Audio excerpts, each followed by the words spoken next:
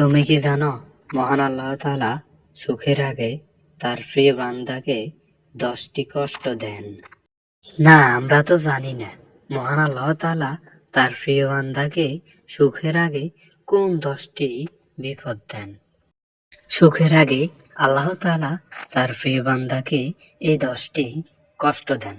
1 নম্বরে তাকে ধন সম্পদের অভাব দেন। 2 নম্বরে অসুস্থতা দেন। 3 নম্বরে প্রিয়জন হারানোর কষ্ট দেন। 4 নম্বরে মানুষের সমালোচনা দেন। 5 নম্বরে বন্ধুদের ধোঁকা। 6 নম্বরে একাকিত্ব দেন। 7 নম্বরে আপনার জীবনে বড় বড় ব্যর্থতা ও পরাজয় দেন। 8 নম্বরে দুশ্চিন্তা ও ভয় দেন। 9 নম্বরে সাহস ও ধৈর্যের পরীক্ষা নেন। 10 নম্বরে অজানা কারণে আপনার মনে অশান্তি দেন। আপনার সাথে কয়টার মিল আছে কমেন্টে জানান।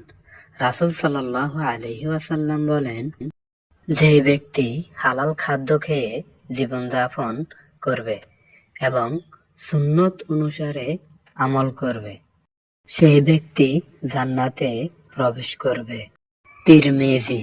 বন্ধুরা, ভিডিওটি আপনাদের কাছে ভালো লাগে থাকলে অবশ্যই চ্যানেলটি সাবস্ক্রাইব করে আমাদের পাশে থাকুন।